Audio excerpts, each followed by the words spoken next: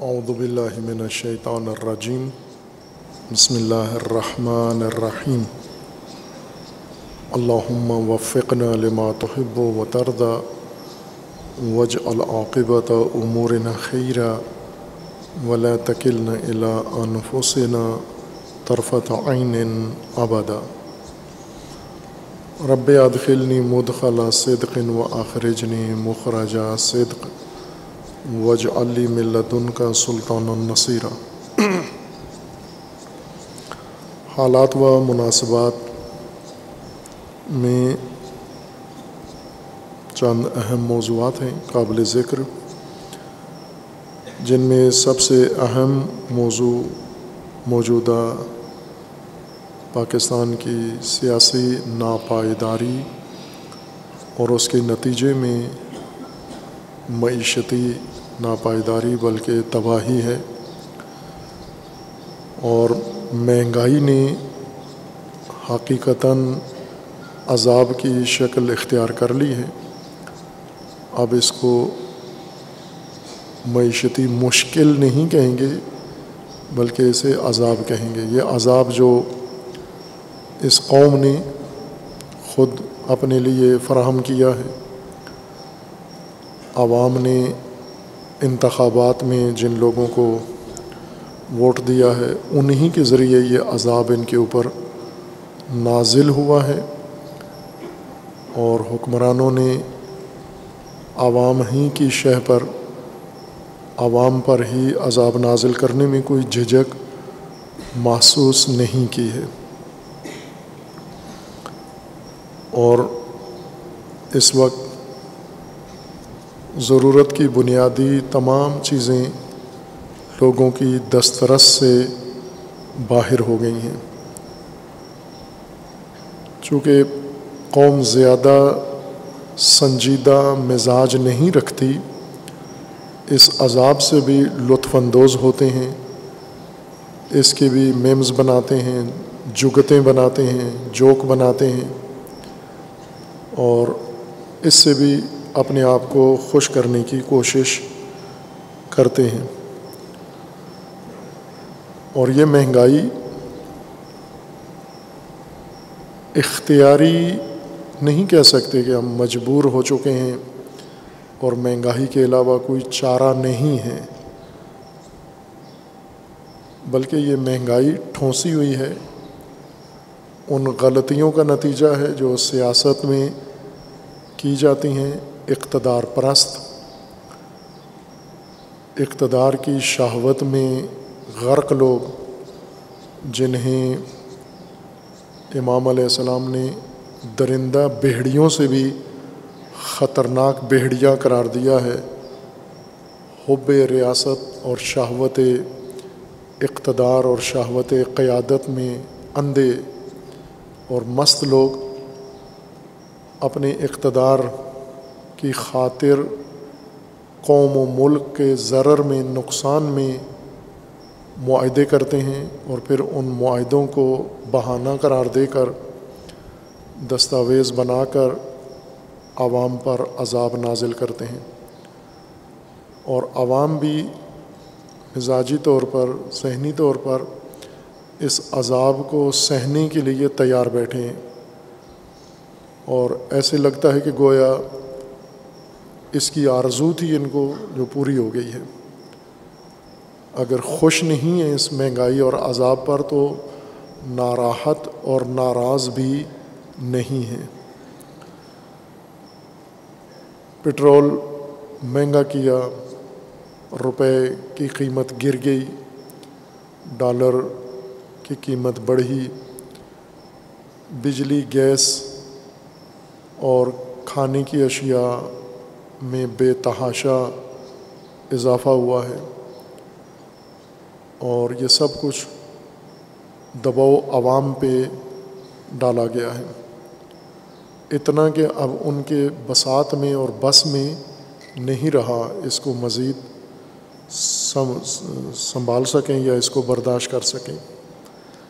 لیکن ناقابل برداشت کو بھی یہ قوم برداشت کر رہی ہے، اور یہ علم الاجتماع کے لحاظ سے، سوشیالوجی کے لحاظ سے ایک فنومینا ہے، ایک ایسا حادثہ ہے، ایک ایسی شے کا ناگہانی ظہور ہے جس کو سمجھنا ضروری ہے کہ ایک قوم اس حالت میں کیسے پہنچ جاتی ہے، ایک معاشرہ کس طرح سے، کن مراحل سے گزرتا ہے اور گزارا جاتا ہے، اور اتنا ڈھیٹ اور اتنا لاپرواہ بن جاتا ہے کہ اس کے ساتھ جو عذاب کیا جائے، جو رویہ ان کے لیے لاگو کیا جائے، اس کو قبول کرنے کے لیے تیار رہتے ہیں۔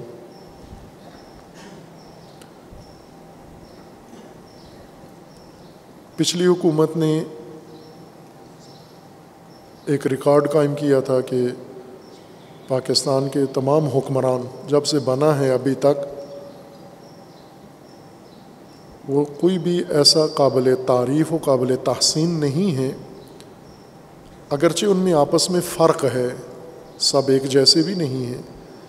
یہ ناانصافی ہے اگر ہم یہ کہیں کہ سب نے ایک جیسا لوٹا ہے یا کھایا ہے۔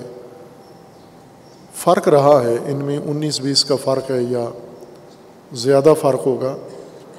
بعض حکمرانوں کے دور میں نسبی ملکی رفاعی ترقی ہوئی ہے، بعضوں کے دور میں مکمل طور پر نہیں ہوئی، لیکن مجموعی طور پر کسی دور حکومت کو یہ اعزاز حاصل نہیں ہے کہ کہا جا سکے کہ یہ بہترین دور حکومت تھا پاکستان کے لیے، پاکستان کی عوام کے لیے، رفاہ فلاح کے لحاظ سے، سیاسی پائیداری کے لحاظ سے، اور قومی عزت و وقار کے لحاظ سے، ملکی ترقی کے لحاظ سے، سیاسی ثبات کے لحاظ سے، عدل و انصاف کے لحاظ سے ایسا نہیں کہا جا سکتا کسی دور کو بھی۔ اگر کسی دور میں اگر کوئی رفاعی فلاحی کام ہوا ہے تو دوسری طرف سے عدل و انصاف پائمال ہوا ہے، اگر کسی دور میں نسبی ترقی ہوئی ہے تو دوسری طرف سے دوسرے حقوق ضائع ہوئے ہیں، پائمال ہوئے ہیں۔ کوئی ایک آئیڈیل دور بلکہ ان میں سے بہترین دور تجویز نہیں کیا جا سکتا، لیکن اس سارے ماجرا میں سابقہ حکومت جو گزری ہے 4 سال عمران خان صاحب کی، اس نے بہت سارے ریکارڈ اپنے نام کر لیے ہیں۔ 4 سال ان کو موقع ملا ہے، ناکامی میں، نااہلی میں اور ملکی سیاسی ناپائیداری میں، افراتفری میں، سیاست کو بہت ساری چیزوں کے ساتھ آلودہ کرنے میں سب نے کردار ادا کیا ہے، لیکن ریکارڈ انہوں نے اپنے نام کیا ہے۔ اور پھر اقتصادی طور پر خصوصاً انہوں نے ہر روز ہر ہفتے وزیر خزانہ بدلتے رہے اور ان وزیر خزانہ کو ہٹاتے رہے، نیا تجربہ کرتے رہے، اور اس دوران ملکی دیوالیہ نکل گیا۔ پہلے بھی کوئی قابل تعریف صورتحال نہیں تھی، لیکن جو حالت گزشتہ حکومت نے بنائی وہ بہت نامعقول حد تک آ گئی۔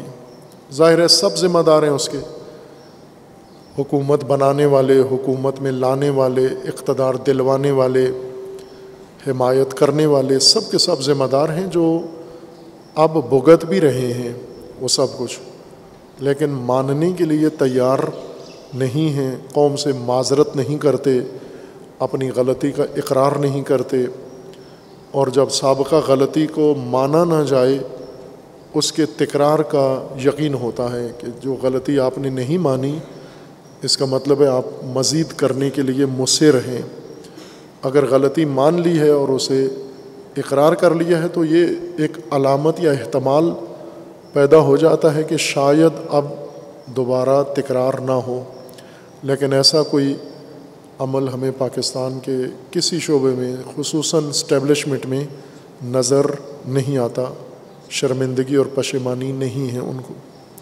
یہ تجربہ پاکستان کے لیے بہت تباہ کن ثابت ہوا ہر پہلو سے، اور خود اس کے اوپر اہل فکر، اہل نظر، اسکالرز کا، نہ سیاسیوں کا، سیاسی کبھی بھی حالات کا صحیح تجزیہ نہیں کرتے اور نہ کر سکتے ہیں۔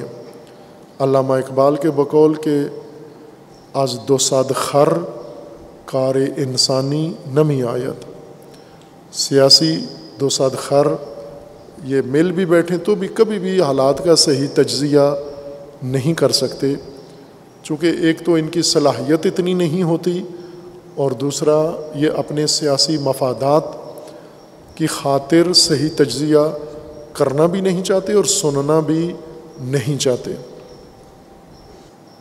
اس لیے یہ کام ہے اہل فکر کا، اہل نظر کا، جو اس میدان کا تبحر رکھتے ہیں، اور یہ کام ان کے لیے ممکن ہے ملکی حالات کا تجزیہ مختلف پہلوؤں سے کر کے، اور اس کے اثرات ملک پر پڑنے والے، قوم پر پڑنے والے، موجودہ دور میں اور اگلے دور میں اثرات پڑنے والے، یہ بر وقت تجزیہ کر کے، تحلیل کر کے موجودہ نسل کو آگاہ کریں، بتائیں، تاکہ حتی المقدور وہ کوشش کریں اس مزید عذاب سے بچنے کے لیے۔ اور ظاہر ہے کہ یہ طبقہ بھی اپنی ذمہ داری نہیں سمجھتا، اہل فکر، صاحب رائے اور دانشور طبقہ، وہ اپنے آپ کو ذمہ دار نہیں سمجھتا کہ ہم قوم کے سامنے حقیقت بیان کریں، سچ بیان کریں، حق بیان کریں، جو ہو رہا ہے اسے بغیر پردے کے بیان کریں، بغیر کسی لگی لپٹی کے بیان کریں۔ کوشش کرتے ہیں کہ اپنی ساکھ بنانے کے لیے لفافے میں بات کرتے ہیں، کور میں بات کرتے ہیں، لگی لپٹی بات کرتے ہیں، دوغلی قسم کی سفارتی زبان بول کر بیلنس کرنے کی کوشش کرتے ہیں کہ اگر ابھی یوں ہے تو پہلے بھی یوں تھا، اگر ایسے ہے تو ویسے تھا۔ اس طرح کی گول مول بات کر کے اپنی ذمہ داری کا احساس نہیں کرتے۔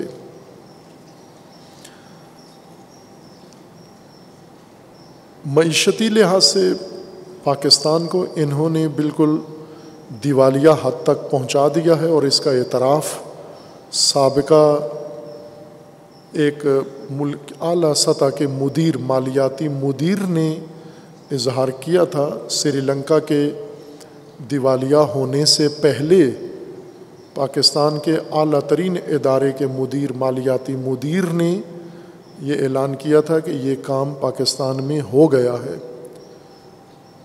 پاکستان دیوالیہ حد تک پہنچ گیا ہے، صرف اس کو یہ وضاحت نہیں کر رہے۔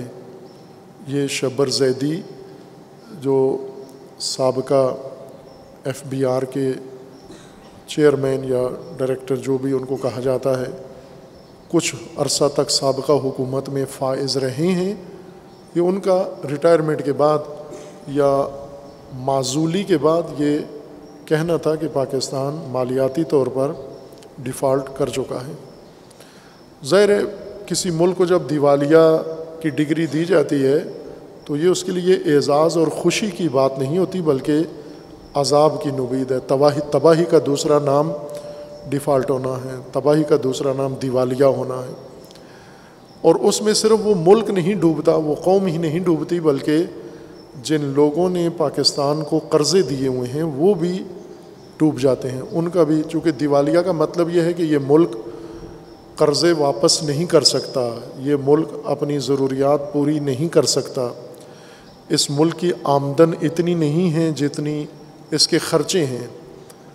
اگر یہ باقاعدہ طور پر عالمی سطح پر اعلان ہو جائے تو پھر اس ملک پر جتنے قرضے ہیں وہ کوئی ملک اور ادارہ مانگ بھی نہیں سکتا، مزید اسے قرضے بھی نہیں دیں گے، مزید اس کی مدد نہیں کریں گے، مزید اس کے ساتھ معاہدے نہیں کریں گے، تجارت نہیں کریں گے، لین دین نہیں کریں گے، اس کو اپنی حال پر ڈوبنے کے لیے چھوڑ دیں گے۔ یہ دیوالیہ کا یہ مطلب ہوتا ہے۔ اس لیے اعلان کرنے سے ان کا اپنا نقصان زیادہ ہوتا ہے، لہٰذا یہ روکا ہوا ہے، اعلان روکا ہوا ہے، لیکن عملی طور پر انہوں نے یہ کام کر دیا ہے۔ IMF کے اس منحوس قرضے کے ذریعے سے اپنے آپ کو کوشش کر رہے ہیں ڈیفالٹ ہونے سے بچانے کے لیے، اور اس میں ان کی نالائکی، نااہلی اور ہر وہ چیز جس کا انہوں نے خود اعتراف کیا تھا، اب یہ سابقہ حکومت پر اعتراض یا بلیم اور الزام نہیں ہے، یہ ان کے اپنے اعتراف ہیں کہ 2.5 سال تک ہمیں حساب و کتاب ہی سمجھ میں نہیں آتا تھا، شماریات ہی ہمیں پتہ نہیں چلتی تھی، 2.5 سال تک ہمارے پاس بندہ ہی کوئی نہیں تھا، ہم تیاری کر کے حکومت میں نہیں آئے تھے، ہمیں یہ مشکلات تھیں، اس طرح کی ہم نے غلط تقرریاں کیں، اب ہمیں پتہ چلا ہے کہ کس پوسٹ پر کیسا بندہ بٹھانا چاہیے۔ یہ وہ اعترافات ہیں جو انہوں نے خود کیے ہیں کہ یہ ہم سے نہیں چل سکا، لیکن اقتدار کی خواہش اتنی شدید تھی کہ نالائکی اور اس نااہلی کا اعتراف کرتے ہوئے بھی اقتدار سے دوری اپنے لیے موت سمجھتے تھے۔ نتیجہ یہ ہوا کہ انہیں اقتدار سے علیحدہ کر دیا گیا، دیر سے، بہت تاخیر سے یہ کام ہوا، یعنی مقتدر اداروں نے جنہیں سمجھ میں آئی بات کہ ان کے بس میں نہیں ہے ملک چلانا، بلکہ میں یہ کہوں کہ ان کے بس میں اب ملک تباہ کرنا بھی نہیں رہا، یہ بالکل ناکارہ ہو چکے ہیں، لہٰذا انہیں فارغ کیا جائے اور ان کی جگہ پر ایک نئی حکومت، جتنا سکریپ تھا پڑا ہوا اپوزیشن کے نام پر، اس سب کو ملا کے ویلڈنگ کر کے، جس طرح پرانا سکریپ لوہا پڑا ہوتا ہے اس کو ویلڈ کر کے جھونپڑا بنایا جاتا ہے، اس طرح کی ایک جھونپڑا حکومت بنائی گئی ہے جس سے یہ امیدیں لگائی گئی ہیں کہ یہ مہنگائی ختم کریں گے، لیکن انہوں نے آتے ہی ان کے 4 سالہ دور کی مہنگائی انہوں نے 1 ہفتے میں ایجاد کر دی، اور بہانہ یہ کیا کہ سابقہ حکومت نے جو معاہدے کیے تھے اور جو پالیسیاں بنائی تھیں یہ ان کا نتیجہ ہے۔ یہ بات غلط نہیں ہے، لیکن اس کی آڑ میں اپنے اقتدار کا جواز پیش کرنا اور مزید عوام پر عذاب نازل کرنا، یہ بھی اس کا جواز نہیں بنتا۔ اسی حکومت کے اندر، پارٹی کے اندر، موجودہ حکومت جس پارٹی کی ہے مسلم لیگ کی نائب صدر نے انہیں ببانگ دہل اعلانیہ عوامی جلسے میں یہ کہا تھا کہ ملکی صورتحال سیاسی اور اقتصادی ایسی ہے کہ حکومت نہ کرنا زیادہ مناسب ہے، چونکہ جو بھی حکومت آئے گی وہ نہیں سنبھال سکتی اس سارے بحران کو۔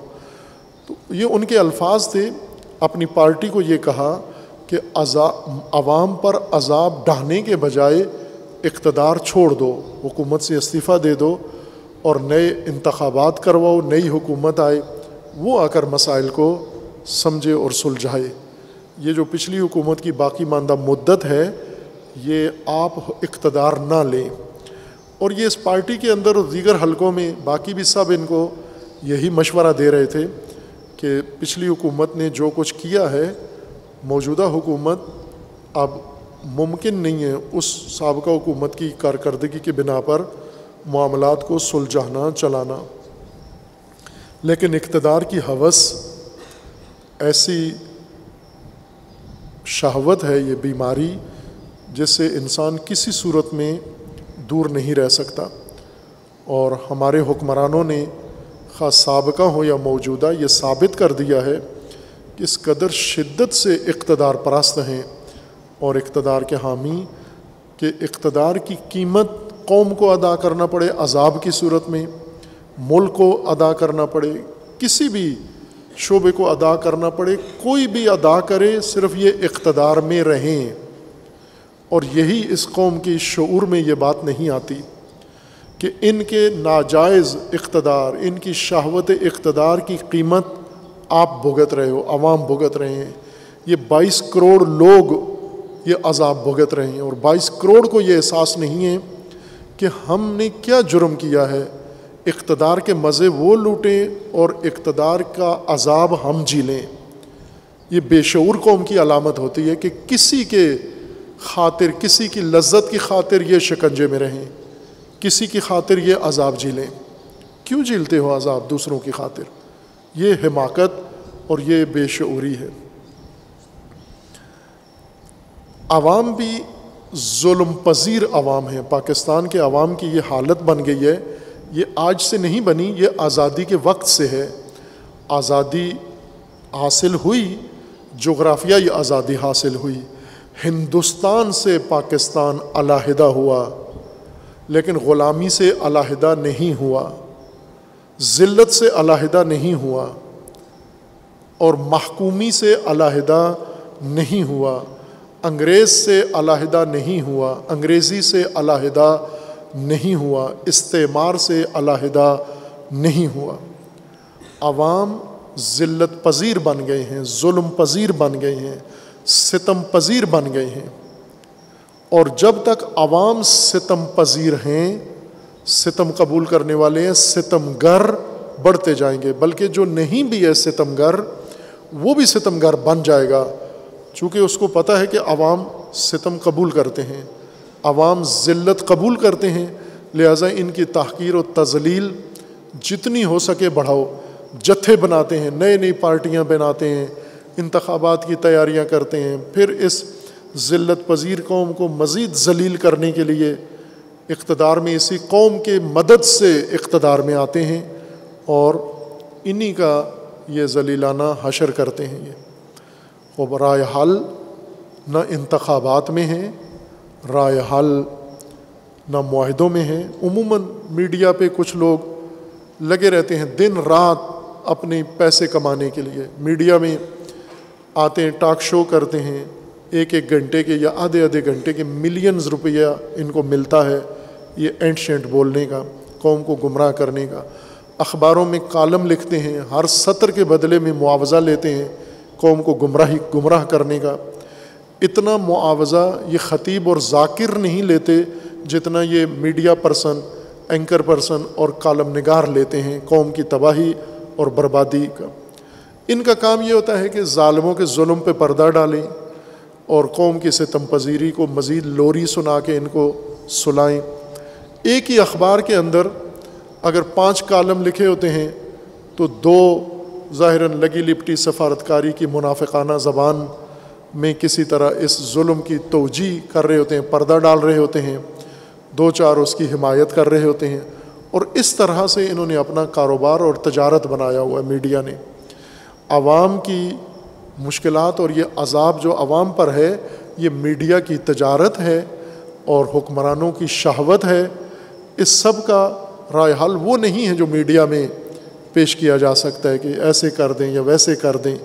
اس سب کا رائے حل یہ ہے کہ عوام ہمیشہ کے لیے اس عذاب سے نکلنے کے لیے ایک فیصلہ کریں، اور وہ یہ کہ اس حکمرانی پر، یہ جو اقتدار پرست اور شہوت اقتدار میں مست لوگوں کی حکمرانی ہے، اس پر عدم اعتماد کریں، اسے ریجیکٹ کریں، اور اسے چھوڑ کر اس پورے نظام کو، غلامی کے نظام کو بدلنے کے لیے تیار ہوں، اور بدل کر واقعاً حقیقی حکومت عدل و انصاف پر مبنی قائم کریں. خوب ظاہر ہے کہ پاکستان کے عوام مختلف ہیں، لیکن عدل و انصاف سب کو چاہیے. شیعہ کو بھی چاہیے، سنی کو بھی چاہیے، مسلمان کو بھی چاہیے، غیر مسلم کو بھی چاہیے. معیشت میں پائیداری، رفاہ و فلاح سب کی بنیادی ضرورت ہے. شیعہ و سنی کی ضرورت ہے، مسلم اور غیر مسلم کی ضرورت ہے، صحت و سلامتی سب کی ضرورت ہے، تعلیم سب کی ضرورت ہے، روزگار سب کی ضرورت ہے، امن و امان سب کی ضرورت ہے. یہ چیزیں کسی مسلک سے تعلق نہیں رکھتی، یہ تو کامن ضرورتیں ہیں، عمومی ضرورتیں ہیں، سب کی مشترکہ ضرورتیں ہیں. لہٰذا ان کے اوپر اتفاق کر کے عوام یہ فیصلہ کر لیں کہ ہم نے اب کسی ظالم کو، کسی ستمگر کو، کسی فرعون کو دوبارہ اپنا حاکم نہیں ماننا، کسی طاغوت کو مزید عذاب ڈھانے کے لیے اپنا حاکم نہیں ماننا. اور عوام یہ جو احتجاج و مطالبات کرتے ہیں کہ جوتے مارنے والوں کی تعداد بڑھائی جائے، یہ ختم کرے یہ حقارت والا مطالبہ، اور جوتوں کے ذریعے ان کی پٹائی کریں، ان کی چترول کریں جنہوں نے عوام کے لیے یہ عذاب ڈھا دیا ہے. ابھی جو توجیحات کی جا رہی ہیں وہ سمجھنا لوگوں کے لیے ضروری ہے، جس بہکاوے میں عموماً لوگ آ جاتے ہیں کہ مہنگائی کو عوام کا، پاکستان کا مقدر مان لیا ہے، تقدیر ہے۔ کئی لوگ اس کی توجیہ میں لگے رہتے ہیں کہ اس مہنگائی کے علاوہ تو چارہ نہیں ہے، ہو سکتا ہے۔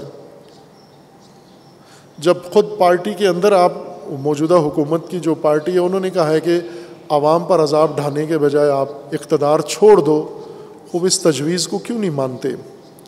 اسی پر عمل کریں، اس گناہ میں خود شامل نہ ہوں، آپ علیحدہ ہو جائیں۔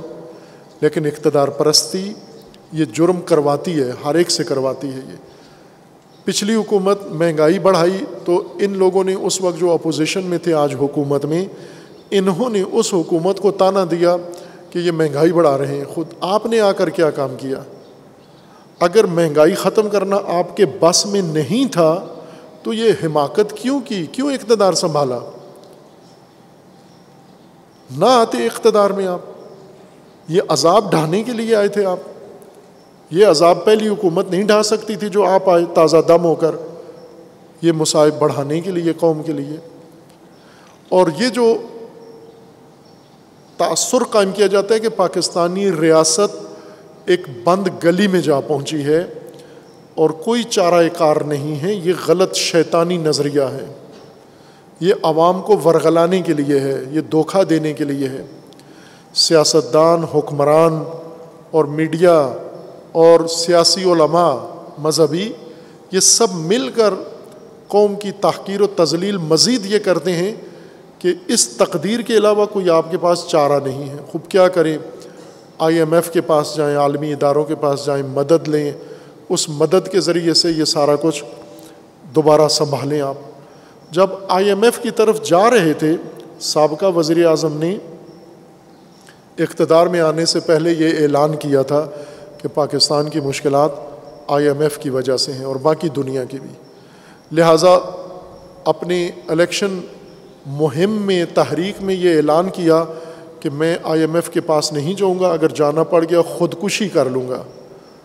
لیکن ہر باقی وعدے کی طرح یہ بھول گئے، آپ خودکشی کر لیتے تو عوام کشی نہ ہوتی۔ آج عوام کشی کر دی آپ نے، اب خودکشی کا معنی عوام کشی کیا آپ نے۔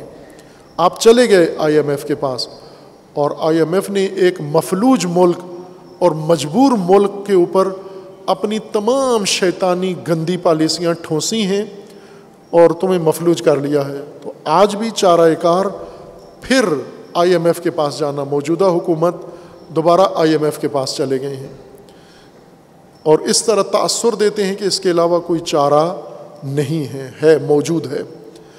اگر آپ لوگ اقتدار میں دستبردار ہو جاؤ اور عوام آپ کو اقتدار سے نکال کے باہر پھینک دے، جیسے عوام یہ کام کرتے ہیں، عوام کے دودھ میں مکھی گر جائے، چائے میں مکھی گر جائے تو بعض عوام اس مکھی کو پی جاتے ہیں، بعض مکھی سمیت پی جاتے ہیں، چائے بھی اور دودھ بھی، بعض مکھی کو اٹھا کے باہر پھینک کے چائے پی جاتے ہیں۔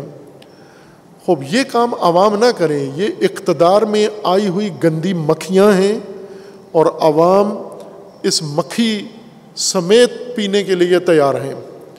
اگر عوام بیزار ہو جائیں ان گندی مکھیوں سے اور ان کو بھی ختم کر دیں اور انہوں نے جس چائے کو، دودھ کو آلودہ کیا وہ بھی انڈھیل دیں، برتن کو بھی صاف کر کے صاف ستھرا نیا دودھ اور نئی چائے بنا کے وہ نوش کریں، تو آپ کو یہ غلاظت نہیں پیننا پڑے گی۔ لیکن یہ سب موقوف ہے عوامی شعور کے اوپر، جو بہت دور کی بات ہے۔ پاکستان کے عوام کی موجودہ صورتحال دیکھتے ہوئے 100 سال تک یہ امید نہیں رکھی جا سکتی کہ یہ عوام شعور میں آ کر ایک دن شعوری فیصلہ کر کے ان گندی مکھیوں کو اقتدار سے اٹھا کے باہر پھینک دیں گے، جس طرح باقی سرزمینوں پر ہوا ہے۔ جس طرح ایران میں 40 سال پہلے اقتدار کی گندی مکھی شہنشاہ کو اپنے پورے ٹبر سمیت، اپنے پورے کنبے سمیت اس قوم نے اٹھا کے باہر پھینک دیا، جب تک پاکستانی قوم یہ کام نہیں کرتی، مکھیوں کے بدلنے سے کوئی فرق نہیں پڑتا کہ ایک مکھی گری تھی وہ نکال پھینکی، پھر دوسری آئی، وہ کہتے ہیں اب تو نئی مکھی آئی ہے، اب تو پرانی مکھی نہیں ہے۔ یہ غلیظ مکھیاں ہمیشہ عوام کو عذاب دیتی رہیں گی۔ رائے حل عوام کی شعور بیداری کے اندر ہے، اور رائے حل اس گندی سیاست سے علیحدہ اور کنارہ کشی کے اندر ہے۔ یہ جواز کے طور پر یہ پیش کیا جاتا ہے کہ اب سابقہ حکومت جب اقتدار سے نکلی ہے، اور اقتدار سے نکل کر جو ان کی کیفیت بنی ہے، جو ان کی صورتحال بنی ہے، بہت ساروں کو یہ امید اور توقع نہیں تھی کہ اقتدار سے نکل کر یہ حالت بھی انسان پر طاری ہو سکتی ہے، جو دیکھی سب نے مشاہدہ کیا۔ اور پھر اقتدار میں رہ کر جو کچھ کیا اسٹیبلشمنٹ نے وہ بھی برداشت کیا، اقتدار سے نکل کر اس سے بدتر کیا اور وہ بھی انہوں نے برداشت کیا اور موقع دیا۔ ایک انسان کو اتنا موقع دینا، ایک پارٹی کو، ایک گروپ کو اتنا موقع دینا کہ وہ آخری اینٹ تک برباد کر کے رہے، یہ قطعاً ملک و ملت کے مفاد میں نہیں ہے۔ اب اقتدار سے نکل کر یہ تأثر دیا جا رہا ہے کہ روس کا دورہ کیا تھا سابقہ وزیر اعظم نے آزاد سفارتکاری کے طور پر، اور روس سے معاہدہ کیا تیل اور گندم لینے کا۔ خوب جیسے باقی ان کے باتیں تھیں، امریکہ نے اڈے مانگے، ہم نے ایبسلوٹلی ناٹ کہا، بعد میں اپنی ہی حکومت نے کہہ دیا کہ نہیں مانگے تھے، ہر ایک نے کہا کہ نہیں مانگے تھے، فوج نے کہا نہیں مانگے، کسی نے بھی کہا نہیں مانگے، پتہ نہیں ناٹ کس کو کہہ دیا۔ اسی طرح روس گئے آزاد سفارتکاری کا عنوان قرار دے کر۔ اب آپ توجہ کریں کہ روس کا دورہ علامت بنایا امریکہ کی غلامی سے نجات کا۔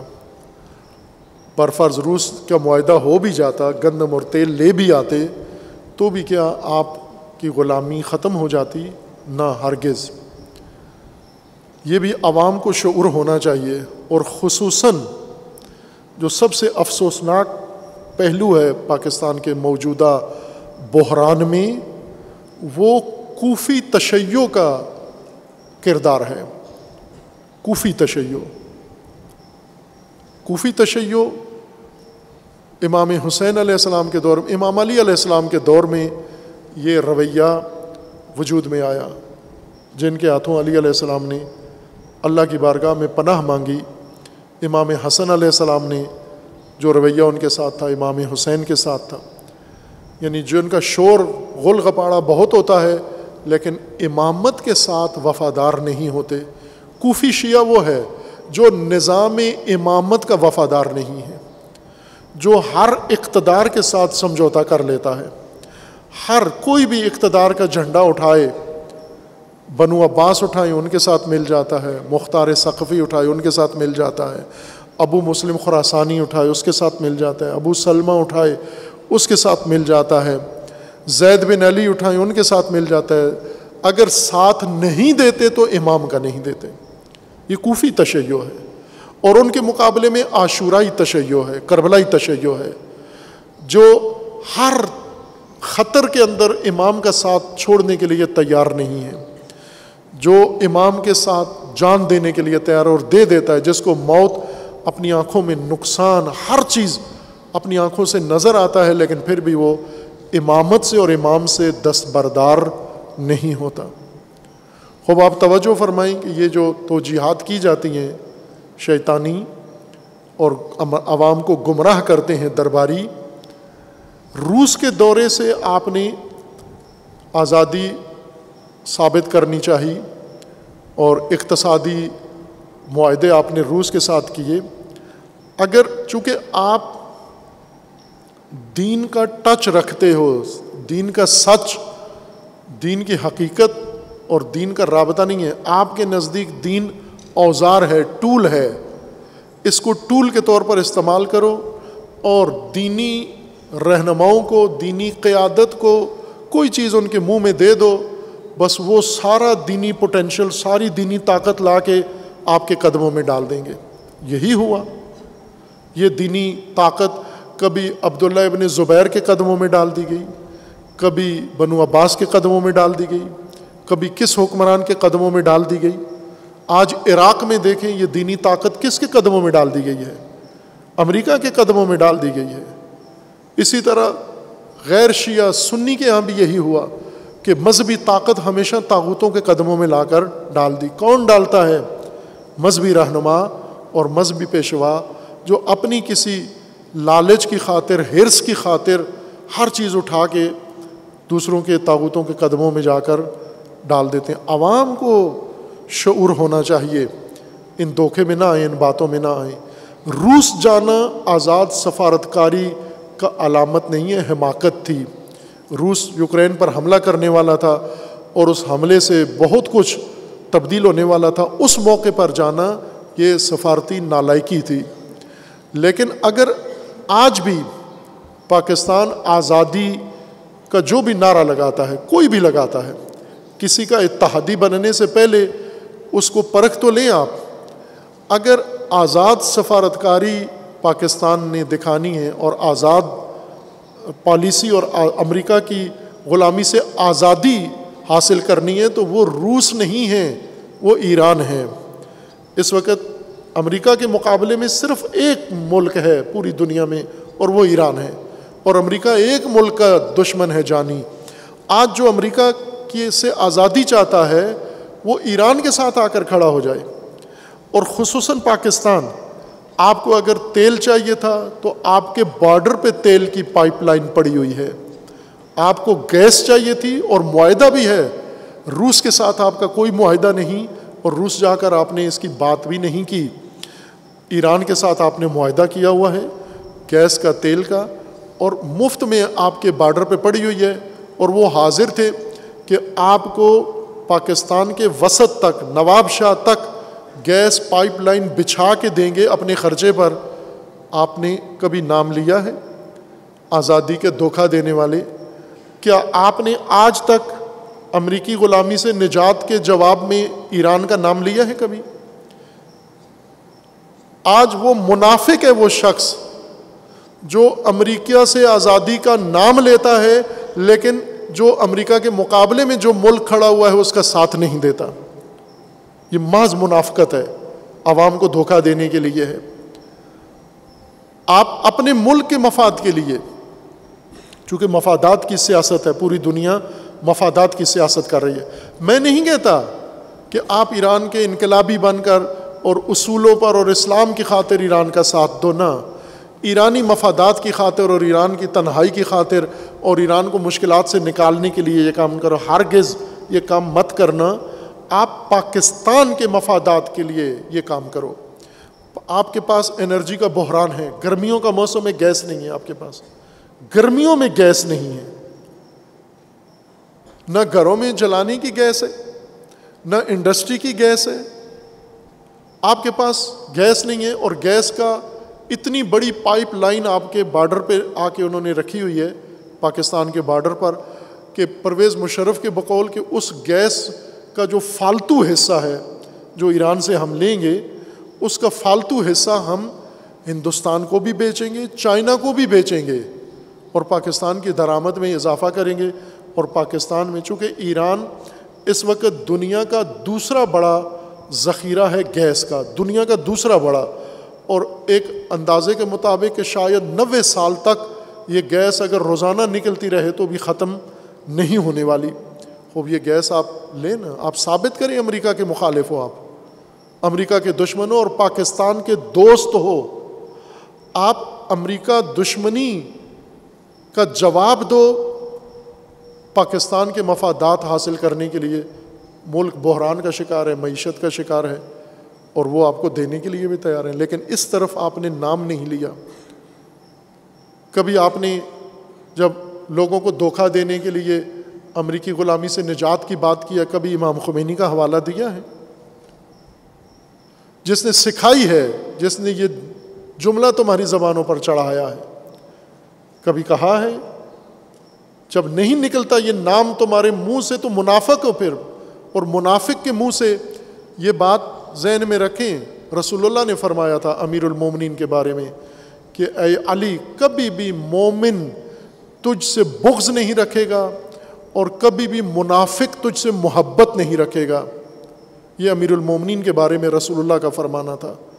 اور آج اگر یہ زندہ علامت دیکھنا چاہتے ہو، یہ پیمانہ تو منافق اور مومن کی علامت جو امام خمینی سے محبت کرے گا وہ کبھی منافق نہیں ہوگا، اور جو امام خمینی کا بغض دل میں رکھتا ہے وہ کبھی مومن نہیں ہو سکتا۔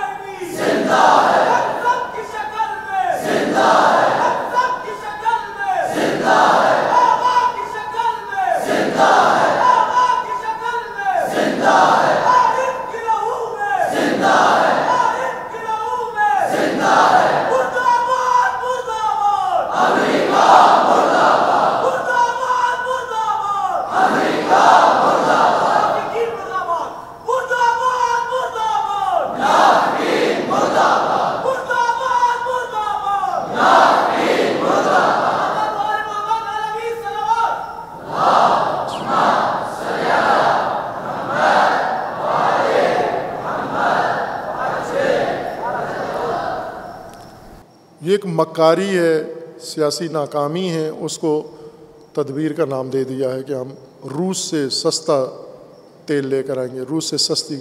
آپ پڑوس میں پڑی ہوئی چیز کیوں نہیں لیتے؟ اپنے پاکستان کے مفاد کو، صرف پاکستان کے مفاد کو نظر میں رکھیں۔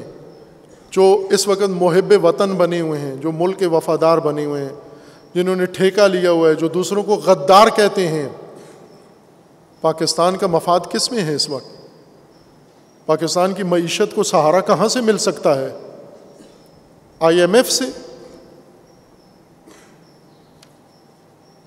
آپ صرف پاکستان کے مفادات پہ غور کرو، باقی چھوڑ دو آپ، نہ اسلام کی خاطر، نہ انقلاب کی خاطر، نہ پڑوسی کی خاطر۔ پاکستان کا مفاد اس وقت فقط اس پالیسی کے اندر ہے، اور اگر امریکہ سے نجات چاہتے ہو آپ تو یہ قدم اٹھاتے۔ آپ 4 سال حکومت میں رہے ہو، وہ معاہدہ بھی ہوا تھا ایران کے ساتھ، آپ کا توڑا ہوا بھی ہے، اس کا جرمانہ بھی بنتا ہے، تو کر آتے نا یہ معاہدہ۔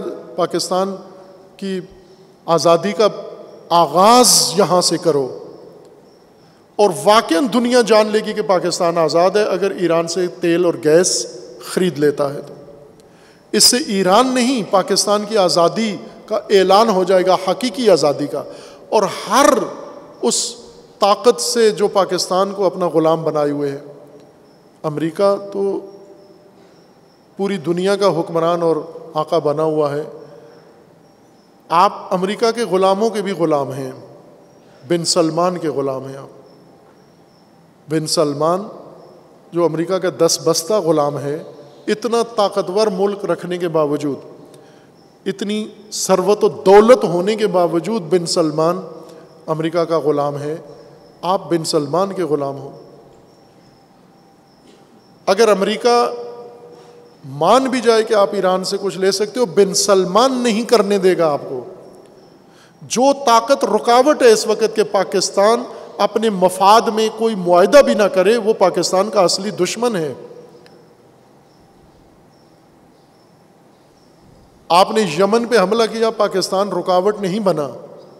پاکستان اگر اپنے مفاد کے لیے کہیں سے، آپ توجہ کریں سعودیہ نے کیا کردار ادا کیا جب آپ نے گوادر بندرگاہ چائنا کو دی، سی پیک بنایا، تو سعودیہ اپنا سرمایہ لے کے کود پڑا کہ ہم ریفائنری لگاتے ہیں، ہم اتنا سرمایہ لگاتے ہیں۔ کدھر گیا وہ سارا سرمایہ جو بن سلمان نے دورہ کیا، اور دورہ کر کے آپ کو صرف آپ کا خرچہ ہوا اور آپ نے اس کی ڈرائیونگ کی اور آپ نے ذلت منہ پہ ملی۔ آپ کو کیا ملا اس دورے سے؟ صرف یہی ہوا نا کہ چائنا کو ناراض کیا، چائنا کو بدگمان کیا، چائنا کا منصوبہ پاکستان کا ناکام کیا، چائنا کو نقصان پہنچایا۔ کیوں نقصان پہنچایا؟ چونکہ امریکہ چائنا کو اچھا نہیں سمجھتا، چائنا کو اپنا رقیب سمجھتا ہے۔ پاکستان اور چائنا کے درمیان رخنا کس نے ڈالا؟ بن سلمان نے۔ پاکستان اور ایران میں رکاوٹ کون ہے؟ بن سلمان۔ پاکستان اور ترکی کے تعلقات کس نے خراب کیے؟ بن سلمان۔ پاکستان اور ملائیشیا کے درمیان کس نے یہ فاصلے بڑھائے؟ بن سلمان۔ پاکستان کو کشمیر سے کس نے پیچھے کیا؟ بن سلمان۔ اسرائیل کے ساتھ پاکستان کے اندر رجحان کس نے پیدا کیا؟ بن سلمان نے۔ تم تو بن سلمان کی قید سے نہیں نکل سکتے جو خود غلام ہے امریکہ کا۔ یہ قوم کو بے وقوف بناتے ہیں، ٹی وی پہ آ کے، میڈیا پہ آ کے، تقریریں کر کے، پریس کانفرنسیں کر کے، جھوٹ بول کے۔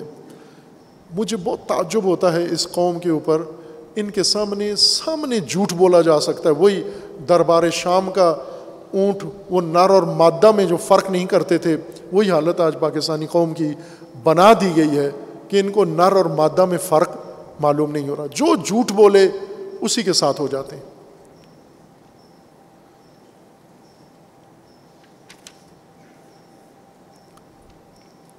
ابھی IMF ابھی نیا بجٹ آ رہا ہے، اصل مہنگائی کا دروازہ اب کھل رہا ہے۔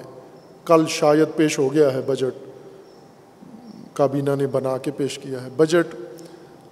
بتایا ہے پہلے سادہ زبان میں، بجٹ کہتے ہیں اس تخمینے کو، اس حساب کتاب کو جس میں ملک کے تمام اخراجات ایک سال کے اندر، ترقیات، ضروریات، تنخواہیں اور دفاع، سلامتی، امن امان، ہر چیز مد نظر رکھ کر ایک سال کا خرچہ لیا جاتا ہے کہ ہم نے اس سال یہ کام کرنا ہے اور اس مد میں ہمیں اتنے پیسے کی ضرورت ہے، اور پھر اس کے مطابق درآمد کہ یہ جتنی ضرورت ہمیں ہوگی آئندہ سال خرچوں کے لیے، اس کے لیے درآمد کے منابع اور یقینی درآمد کے یہاں سے ہم یہ خرچے سارے نکال لیں گے۔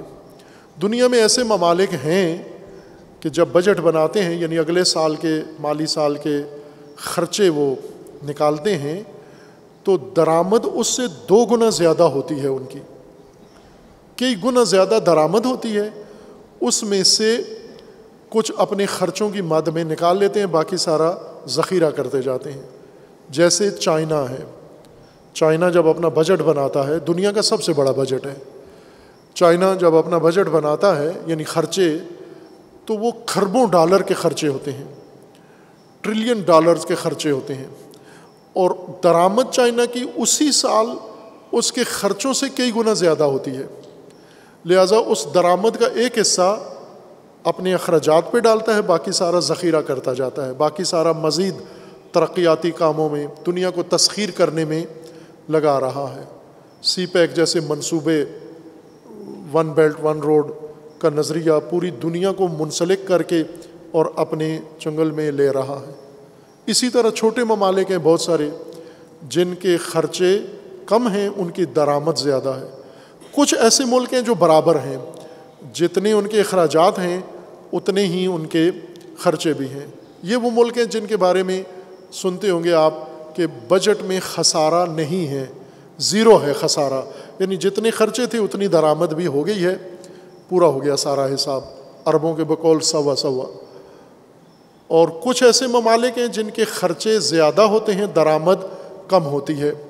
اس کو کہتے ہیں خسارے والا بجٹ، یعنی خرچے پورے نہیں ہوں گے انکم سے، پھر کیا کرنا ہے؟ قرض لینے ہیں، مدد لینی ہے اور حربے کرنے ہیں تاکہ یہ کمی جو ہے یہ پورا کر سکیں ہم۔ اور کچھ ایسے ہیں جن کا سارا بجٹ ہی قرضوں پر ہوتا ہے، ڈیفالٹ اس کو کہتے ہیں، جو اپنے بجٹ کا کچھ فیصد بھی اپنے انکم سے پورا نہ کر سکے بلکہ سب کچھ اسے قرض اور مدد لے کر پورا کرنا پڑے، وہ ڈیفالٹ ملک ہوتا ہے۔ ابھی پاکستان کا بجٹ بن رہا ہے، انہوں نے آئندہ مالی سال کے لیے اگلے جون تک انہوں نے خرچے نکالنے ہیں۔ اس کے لیے انہوں نے بجٹ IMF بناتا ہے، ہمیشہ بجٹ بنا کر یہ IMF کو دیتے ہیں، بلکہ وہی ان کو بنا ہوا دیتے ہیں کہ اس کو اپنی زبان میں ڈال لو۔ IMF چونکہ انہوں نے قرضہ لیا ہوا ہے اور بہت بڑا قرضہ لیا ہوا ہے، وہ قرضہ انہیں واپس کرنا ہے۔ بجٹ کا مطلب ہوتا ہے اخراجات، تو اخراجات میں سب سے پہلے IMF اپنا سود اور اپنا قرض رکھتا ہے کہ یہ تمہاری قسط تمہارے خرچوں میں سر فہرست ہے، اس قسط کو پورا کرنے کے لیے اب انکم اپنی بتاؤ۔ انکم کے لیے وہ ان کے تمام وہ خرچے جو آئی ایم ایف کی قسط ادا کرنے میں رکاوٹ ہوتے ہیں وہ خرچے آئی ایم ایف کٹوا دیتا ہے. جیسے ملازمین کی تنخواہیں نہیں بڑھانی جو ہر سال بڑھتی ہیں، کچھ فیصد ہر سال ملازمین کی تنخواہیں بڑھتی ہیں، ملازمین کی تنخواہیں نہیں بڑھانی، ترقیاتی کام نہیں کرنے، قرضے لوگوں کو مختلف مد میں نہیں دینے، اور امدادی سامان نہیں بیچنا سستا کر کے، جس کو سبسڈی کہتے ہیں، یعنی مہنگی چیزیں عوام کی سہولت کے لیے سستی کر کے دینا، اور فالتو جو باقی جو بجٹ ہے وہ یا قیمت ہے وہ گورنمنٹ ادا کرے. جیسے ابھی تک تیل میں یہ کام کرتے رہے ہیں کہ مہنگا تیل دنیا سے خرید کے پاکستانی عوام کو سستا بیچتے رہے ہیں. آٹا اسی طرح سے ہے، باقی چیزیں جن کے اندر سبسڈی ہے. آئی ایم ایف کا یہ کہنا ہے کہ آپ یہ سب ختم کرو، سبسڈی ختم کرو، ہر چیز کے اوپر سہولت ریلیف ختم کرو، ترقیاتی کام بجٹ سارے پروجیکٹ بند کرو، اور جتنی سہولتیں ہیں وہ ختم کر کے تنخواہیں روک لو جہاں ہیں یہی رہیں، بلکہ اور کم کرو. پینشن جتنے آپ کے سابقہ ریٹائرڈ لوگ ہیں ان سب کی پینشن ختم کرو. یہ سب ختم کرو تاکہ آئی ایم ایف کی قسط یقینی بن جائے. خوب لوگ مریں گے تو کہتے ہیں ہم ذمہ دار نہیں ہیں، لوگ مریں گے تو کیوں لیا تھا قرضہ ہم سے؟ لوگ مرتے ہیں تو مرنے دو، لوگ عذاب میں ہیں تو ہونے دو. یہ انہوں نے آئی ایم ایف نے پالیسی بنائی ہے. آپ توجہ کریں، ابھی خبروں میں ہے، آج کی خبر میں آپ پڑھیں گے کہ گورنمنٹ نے بجٹ کے اندر 10% سرکاری ملازمین کی تنخواہوں میں اضافے کا ایک شک لکھی ہے نئے بجٹ میں. اور اس بجٹ کے لیے ساتھ آج ہی بیان آیا ہے متعلقہ وزارت خانے کا کہ آئی ایم ایف سے اس کی اجازت اور رضامندی لے لی گئی ہے. اور آئی ایم ایف سے یہ اجازت انہوں نے لے لی ہے کہ ہم تنخواہیں بڑھا سکتے ہیں اپنے ملازمین کی. اور آئی ایم ایف یہاں تک اس کی رضا شامل ہے. کیا رہ گیا ہے پیچھے آپ کے اختیار میں؟ آپ دفاعی ساز و سامان نہیں خرید سکتے، آئی ایم ایف نے پابندی لگائی ہوئی ہے. دفاع پر جو خرچہ کرو گے وہ آپ نے قسط ادا کرنی ہے. آپ نے سبسڈی نہیں دینی کسی چیز میں، سبسڈی کی جتنی رقم ہے وہ ساری قرضے میں قسط میں ادا کرو. ترقیاتی کام نہیں کرنے ہیں، وہ ساری قرض کی قسط ادا کرو. آپ پابندی ہے آپ کے اوپر. اور بڑھاؤ، بجلی مہنگی کرو تاکہ ہماری قسط پوری ہو، پٹرول مہنگا کرو تاکہ ہماری قسط پوری ہو. اسی طرح آپ کھانے پینے کی ضروری اشیاء مہنگی کرو. ایک ایک چیز کا ریٹ آپ نے دھنیا مرچ کتنے میں بیچنی ہے آئی ایم ایف بتا رہا ہے یہاں پر آ کر. اب آپ توجہ کریں، جب آئی ایم ایف سے سابقہ وزیر اعظم اور ان کے وزیر جب جا کر معاہدہ کر رہے تھے اور معاہدہ کر کے جب آئے تو وزیر اعظم نے یہ بیان دیا اس معاہدے سے ملکی سلامتی خطرے میں پڑ گئی ہے. یہ جملہ مجھے تعجب ہے، میڈیا یہ جملہ سننا نہیں چاہتا، اسٹیبلشمنٹ اس جملے کو ذہن میں دہرانا نہیں چاہتے، عوام اس جملے پہ توجہ نہیں کرنا چاہتے، اپوزیشن بھی اس جملے کو نہیں اٹھاتی. آپ نے نہیں سنا ہوگا، میں نے نہیں سنا کسی کی زبانی، کہ سابقہ وزیر اعظم نے آئی ایم ایف کے ساتھ معاہدے کے بعد یہ کہا تھا کہ ملکی سلامتی خطرے میں پڑ گئی ہے. پھر اس کے بعد ان کے ایک اور وزیر نے یہ بیان دیا تھا کہ 6 ارب ڈالر کے بدلے میں ملک بیچ دیا گیا ہے. یہ سابقہ حکومت کے عہدیدار نے یہ بات کی تھی. 6 ارب کے بدلے میں سارا ملک ان کے حوالے کر دیا گیا ہے. خوب اب آپ توجہ کریں، یہ سب کچھ ہو گیا ہے. اور یہاں پر اب سابقہ وزیر اعظم کی ذرا میں ایک اور نقطہ اس میں اضافہ کر دوں. موجودہ حکومت ایک بات ان کا وزیر خزانہ اور وزیر اعظم اور سارے اور ان کے بتبع میڈیا پر یہ جملہ بہت دہرایا جا رہا ہے کہ سابقہ حکومت معیشت میں بارودی سرنگیں بچھا کر گئی ہے. بارودی سرنگ اس بم کو کہا جاتا ہے جو راستے میں گول پلیٹ کی طرح بم ہوتا ہے اور اس کو راستے میں دفن کر دیتے ہیں چھپا دیتے ہیں تاکہ گزرنے والے اگر گاڑیاں گزرتی ہیں تو ان کے اوپر جو ہی گاڑی چڑھتی ہے وہ پھٹ جاتی ہے، گاڑی تباہ ہو جاتی ہے، ٹینک ان کے اوپر چڑھے ٹینک تباہ ہو جاتا ہے۔ اور اسی طرح اگر افراد، کچھ سرنگیں ہوتی ہیں چھوٹی چھوٹی مالٹے جتنی، سیب جتنی، اور یہ بھی دبا دیتے ہیں جن کے اوپر اگر ایک آدمی کا پاؤں آئے تو وہ بھی پھٹ جاتی ہیں، یہ انسانوں کے لیے ہوتی ہیں۔ بارودی سرنگیں اردو میں ان کو کہتے ہیں، اور مائنز ان کو آپ کی مادری زبان میں کہتے ہیں، لنڈے میں مائنز ان کو کہتے ہیں۔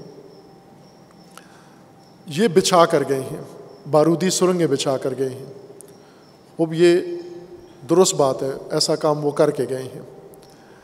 اب موجودہ حکومت، ایک لطیفہ ہے نا کہ ایک چرسی تھا نشئی، گھر سے باہر نکلا ایک دن تو کیلا، آگے کیلے کا چھلکا پڑا ہوا تھا، اس کے اوپر اس کا پاؤں آیا، گر گیا، سر کے بل گرا، سر میں وہ گڑما اس کے بنا ہوا، باہر کے لوگوں نے اٹھا لیا اس کو، پٹی وٹی کر کے گھر آیا۔ دوسرے دن گھر سے نکلا تو پھر دیکھا کہ گلی میں کیلے کا چھلکا پڑا ہوا ہے، چونکہ نشئی تھا تو کہنے لگا کہ آج پھر گرنا پڑے گا۔ ابھی گرا نہیں ہے، کیلے کا چھلکا دیکھ کر اس نے کہا کہ آج پھر گرنا، کیا مصیبت ہے، ہر روز گلی میں کیلے کا چھلکا ہے اور مجھے اس پر گرنا پڑے گا۔ کیوں گرنا پڑے گا آپ کو؟ کیلے کا چھلکا پڑا ہوا ہے، آپ نہ چڑھو اس کے اوپر، آپ یا کیلے کا چھلکا اٹھا کے باہر پھینک دو، یا آپ سائڈ سے گزر جاؤ، محفوظ راستے سے گزر جاؤ۔ یہ پاکستان کی موجودہ، پچھلی حکومت نے بارودی سرنگیں بچھائی ہیں، موجودہ حکومت نے قسم کھا رکھی ہے کہ ہم نے انہی سرنگوں کے اوپر جانا ہے۔ اب یہ کیا حماقت ہے، کیوں جانا ہے آپ نے؟ آپ نہ چڑھو ان سرنگوں کے اوپر۔ اور وہ بارودی سرنگیں حقیقت ہے بچھائی گئی ہیں، لیکن یہ کیا حماقت ہے کہ ہم نے ان کے اوپر ہر صورت میں جانا ہے، کوئی چارہ ہی نہیں ہے ہمارے پاس۔ کس نے کہا ہے خودکشی کا، ہلاکت کا، قوم کشی کا فتویٰ کس نے دے دیا آپ کو، جواز دے دیا کہ سب کو ہلاک کرو، ملک تباہ کرو آپ؟ اب آپ ذرا ایک اور ربط ملائیں، کڑیاں ملائیں بات کی کہ سابقہ وزیر اعظم، ابھی ان کے چودھری اور شیخ نے، سابقہ کابینہ میں جو چودھری اور شیخ تھے ان میں معروف شیخ، انہوں نے یہ کہا ہے کہ حکومت ختم ہونے سے، یعنی 9 اپریل کو حکومت ختم ہوئی، 9 اپریل سے 4 مہینے پہلے، کیا تاریخ بنتی ہے 9 اپریل سے 4 مہینے پہلے، کیا ڈیٹ بنتی ہے؟ مہنگائی کی وجہ سے نہیں پتہ چل رہا آپ کو جی، کیا بنتا ہے؟ جنوری میں 3 مہینے بنتے ہیں، 9 اپریل سے پیچھے جائیں تو دسمبر میں سابقہ حکومت کو وزیر اعظم سمیت پتہ چل گیا تھا، یہ شیخ صاحب کے جدید فرمودات ہیں کل کے، کہ انہیں پتہ چل گیا تھا کہ 4 مہینے پہلے حکومت ختم ہونے سے کہ آپ جا رہے ہیں۔ ان کو پاکستان کی خفیہ ایجنسیوں نے بتا دیا تھا کہ آپ کی چھٹی ہونے والی ہے۔ خوب، ان 4 مہینوں میں انہوں نے کیا کیا؟ فوجیں ایسی ہوتی ہیں کہ جس علاقے سے فوج کو پسپا ہونا ہوتا ہے تو وہ ایسے ہی نہیں چلے جاتے، وہاں بارودی سرنگیں بچھا کے جاتے ہیں۔ مثلا ہندوستان کے قبضے میں ہے پاکستان کا علاقہ سیاچن، اگر کسی دن ہندوستان کو نکلنا پڑ گیا کسی بھی وجہ سے تو وہ ایسے نہیں جائے گا، بلکہ پورے خطے میں بارودی سرنگیں بچھا کے جائے گا۔ عراق نے ایران پر قبضہ کر لیا تھا، ایران کے بڑے حصے پر، اور پھر ایرانی مزاحمت کے نتیجے میں وہ سارا علاقہ ان کو خالی کرنا پڑا، اور جاتے ہوئے وہ سب اس کے اندر بارودی سرنگیں بچھا گئے، ٹینک شکن اور فرد شکن، افراد کش سرنگیں بچھا گئے۔ ان سرنگوں پر اتنا ہی نقصان ہوا جتنا جنگ میں ہوا، افراد، کسان، دیہاتی، جنگ کے بعد کھیتی باڑی میں کھیت میں جاتے لوگ، سرنگ پھٹ جاتی اور ناکارہ ہو جاتے، یا مکمل ختم ہو جاتے، یا کوئی عضو ناکارہ ہو جاتا۔ انہوں نے پھر یہ کام کیا کہ ایک اسکواڈ ایسا بنایا جو سرنگیں صاف کرتا ہے، یہ مائن صاف کرتا ہے۔ ابھی مشینیں، الیکٹرانک مشینیں بن چکی ہیں جو ڈیٹیکٹ کرتی ہیں سرنگیں کہاں ہیں. افغانستان میں یہی کام ہوا. افغانستان میں امریکیوں نے جگہ جگہ سرنگیں بچھا دیں اور ان کی وجہ سے تباہی پھیلی بہت زیادہ. لیکن جو نئی حکومت آتی ہے وہ سرنگوں پہ چلتی نہیں ہے، بلکہ پہلے سرنگوں کا وہ گراؤنڈ صاف کرتے ہیں، میدان، اور باقی لوگوں کے آنے جانے کے لیے راستہ صاف کرتے ہیں، سرنگوں پہ چڑھتے نہیں ہیں. سابقہ حکومت کو جب 4 مہینے پہلے پتہ چل گیا کہ ہم تو جانے والے ہیں، اب کوئی طاقت ہمیں بچا نہیں سکتی، اور اسی وقت سے ان کا لب و لہجہ بدل گیا. انہوں نے کہا میں خطرناک ہو جاؤں گا. اور خطرناک کیا ہو جاؤں گا میں؟ اگر مجھے اقتدار سے ہٹایا گیا خطرناک ہو جاؤں گا. یعنی وہ سرنگیں ساری بچھا رہے تھے اور بچھا کے اب خطرناک اپنا خطرہ ایجاد کر رہے تھے. وہ خطرہ انہوں نے یہی کیا، معاہدے کیے اور معاہدوں کی خلاف ورزی کی. IMF سے معاہدہ کیا، معاہدہ کر کے پھر پابندی نہیں کی، ختم کر دیا. جو کچھ ان سے طے کیا تھا وہ ختم کر دیا. پھر اس کے بعد ترتیب کے ساتھ بیان دینا شروع کر دیے تھے. 1 میں خطرناک ہو جاؤں گا، 2 پاکستان 3 ٹکڑے ہو جائے گا، 3 فوج تباہ ہو جائے گی، 4 ایٹمی اثاثے چھن جائیں گے، برباد ہو جائیں گے. اب یہ ساری دھمکیاں ایک ایک کر کے دینے لگے. اور پہلا بیان کیا تھا کہ اس IMF معاہدے سے ملکی سلامتی خطرے میں پڑ گئی ہے. یہ اقتدار چھوڑنے سے پہلے وزیر اعظم نے کہا، اور یہ جملہ سب نے سنا اور سب کے علم میں ہے. جب وہ بارودی سرنگیں بچھا رہے تھے، اپوزیشن کے علم میں تھا، اسٹیبلشمنٹ کے علم میں تھا، میڈیا کے علم میں تھا. یہ سب کچھ سب نے مل کے کیا، ملی بھگت سے کیا سب نے مل کر یہ، اور واقعاً ملک کی سلامتی خطرے میں ڈال کر اسی بات پر خوش تھے کہ ان سرنگوں کے اوپر حکومت چل نہیں سکتی. اگر یہ سرنگیں حکومت ختم کرتی ہے تو IMF دباؤ ڈال کے ملک کو ڈیفالٹ کر دے گا. یہ ان کی پلاننگ تھی، سیاست تھی، جو کامیابی سے انہوں نے انجام دی. ملک چلا تو نہیں، لیکن ملک کی بربادی کا پورا نقشہ ماہرین نے ان کو بنا کے دیا اور وہ یہ کام کر کے گئے.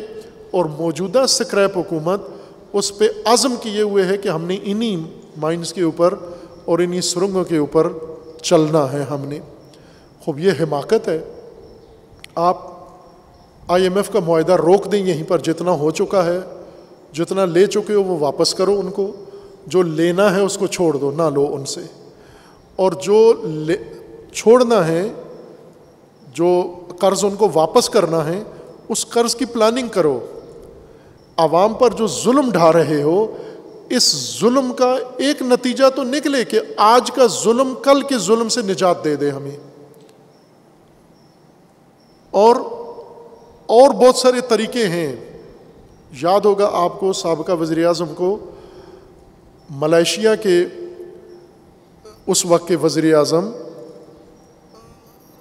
نام کیا تھا ان کا، مہاتیر محمد، جو اقتصادی ایک چیمپئن تھے. انہوں نے ملائیشیا کو ڈوبتی معیشت کو انہوں نے سنوارا، اور پھر دوبارہ عالمی بینک نے اور IMF نے مل کر اس کو دوبارہ نابود کرنے کی کوشش کی، لیکن زیرو نہیں کر سکے. پھر بھی ملائیشیا سنبھل گیا.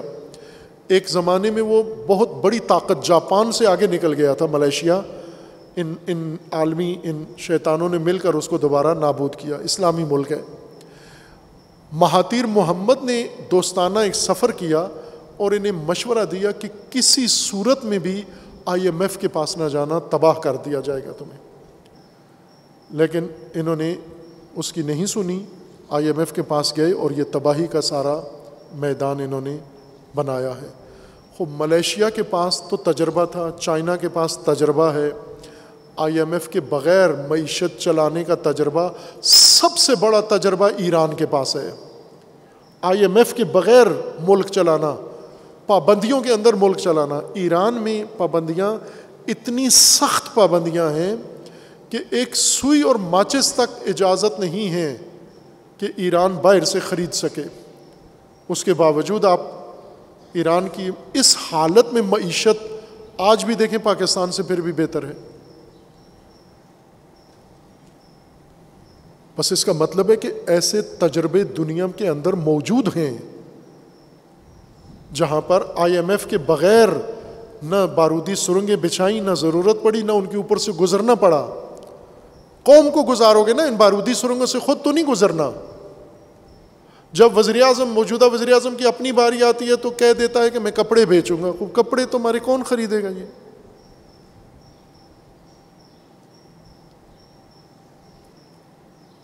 بلی بھی سونگ کے اس کو نہیں منہ لگائے گی کپڑے. آپ کپڑے پھینک دیں، بلیاں لے جاتی ہیں. یہ کیا تمسخر ہے قوم کا اڑاتے ہو؟ کپڑے بیچوں گا. آپ مل کیوں نہیں بیچتے اپنی؟ فیکٹری کیوں نہیں بیچتے اپنی؟ جائیداد کیوں نہیں بیچتے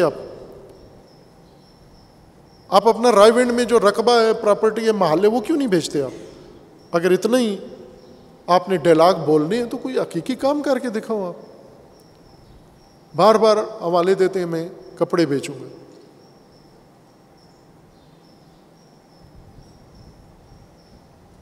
وہ کل ہی میں نے ایک جوک پڑھا، ظاہراً وسعت اللہ خان کا ہی تھا. انہوں نے ملکی حالات کے اوپر اپنے انداز سے تبصرہ کیا کہ جان ایلیا شاعر تھے، ایک عجیب و غریب قسم کا شاعر. کچھ لوگ ان کو شاعر نہیں مانتے، کہتے ہیں پاگل آدمی تھا، لیکن کچھ کہتے ہیں شاعر تھا. اب یہ جو لوگ ان کو شاعر کہتے ہیں یہ بھی دیکھنا چاہیے کیسے لوگ ہیں. باہر کے ایک عجیب و غریب قسم کے شاعر ہیں جان ایلیا. جان ایلیا ایک بہت بڑے شیعہ خاندان سے تعلق رکھنے والے ہیں. رئیس امروی کے بھائی ہیں، نسیم امروی کے بھائی ہیں، اور ایک بڑا خاندان تشیع کے پاکستان کی ادب میں، ادبی دنیا میں بڑا ان کا ایک نام رہا ہے. انہوں نے اپنا دوسرے ادیب سے، مشتاق یوسفی جو ایک واقعاً بہت نامور ادیب ہیں، شاید ان کے پائے کا طنز نویس ادیب ابھی تک پیدا نہیں ہوا. پہلے ایک شخص تھے بنام ابن انشا. ابن انشا کے بعد اگر بڑا ادیب کہیں تو وہ مشتاق یوسفی ہیں. کہ جان ایلیا نے مشتاق یوسفی سے گلہ کیا کہ میرے پاس 20 یا 19 کرتے ہیں لیکن پاجامہ ایک ہی بچا ہے. اپنی فقیری کا انہوں نے حال ذکر کیا کہ وہ کراچی والے کرتا پاجامہ پہنتے ہیں، تو کہا کرتے زیادہ ہیں، پاجامہ ایک ہی بچا ہے. تو مشتاق یوسفی نے کہا کہ اس کا خیال رکھنا، یہ نہ کہ ہاتھ سے نکل جائے تمہارے، یہ پاجامہ بچا کے رکھنا. وہ وزیر اعظم صاحب آپ کپڑے بار بار کہتے ہو تو کوئی ایک آدھ شلوار بچا کے رکھو اپنے لیے، سارے نہیں بیچ دینا، کچھ ستر چھپانے کے لیے چاہیے ہوگا آپ کو. یہ غیر سنجیدہ پن ہے کہ جب ڈائلاگ بھی نکلتا ہے تو کہاں سے نکلتا ہے؟ مغز سے نہیں نکل رہا، کہیں اور سے نکل رہا ہے. آپ یہ وزیر اعظم تو مائنز پہ نہیں چلے گا، چونکہ اس کی فیکٹریاں ہیں، اس کے اپنا پورے خاندان کا ایک بڑا اقتصادی سلطنت ہے. ان کی کابینہ میں بڑے بڑے لینڈ لارڈ اور جتنی اتحادی پارٹیاں ہیں، سکریپ، سارا، ان سب کے ایک دوسرے سے بڑھ کر سرمایے ہیں، اربوں کھربوں روپے ان کے پاس ہیں. انہوں نے تو نہیں مائنز پہ چلنا. قوم کو سابقہ حکومت نے اگر مائنز بچھائی ہیں، بارودی سرنگیں بچھائی ہیں، تو اب چڑھانا کس کو ہے؟ قوم کو چڑھانا ہے اس کے اوپر، بارودی سرنگوں پر. یہ ظلم ہے. آپ کے پاس راستہ ہے، آپ دونوں کام نہ کریں. وہ دھمکیاں بھی اب سمجھ میں آتی ہیں. پاکستان کے ٹکڑے کیوں ہوں گے؟ کون کرے گا؟ پاکستان کی فوج بھی تباہ ہو جائے گی. کیوں ہو جائے گی؟ انہی سرنگوں پہ گزر کے. پاکستان کے عوام بھی تباہ ہو جائیں گے، چونکہ جو سرنگیں بچھاتا ہے، صدام نے کہا تھا ایران کو کہ میں نے ایسی سرنگیں بچھا دی ہیں کہ ایرانی سارے نابود ہو جائیں گے جو علاقے جنگی ہم نے خالی کیے ہیں. اور اس میں کافی نقصان بھی ہوا. ابھی تک ایرانی لاشیں ڈھونڈ رہے ہیں. توجہ کریں، جنگ کو ختم ہوئے اتنا عرصہ ہو گیا ہے اور ابھی تک ایرانی اس جنگی علاقے سے ابھی تک لاشیں ڈھونڈ کے لا رہے ہیں.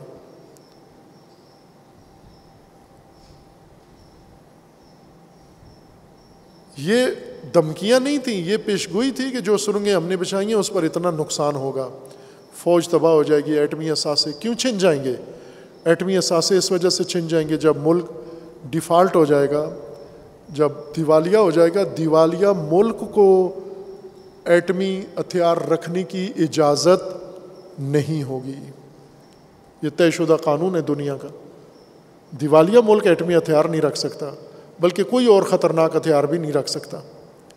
دیوالیہ ملک کو صرف 12 بور کی بندوق رکھنے کا اختیار ہے چڑیاں مارنے کے لیے، باقی کوئی چونکہ کوئی معاہدہ نہیں ہونا، کوئی اقتصادی یا دفاعی کوئی معاہدہ نہیں ہونا، اس لیے یہ پیشن گوئیاں در حقیقت اس منصوبے کے تحت تھیں جو انہوں نے کیا ہوا تھا۔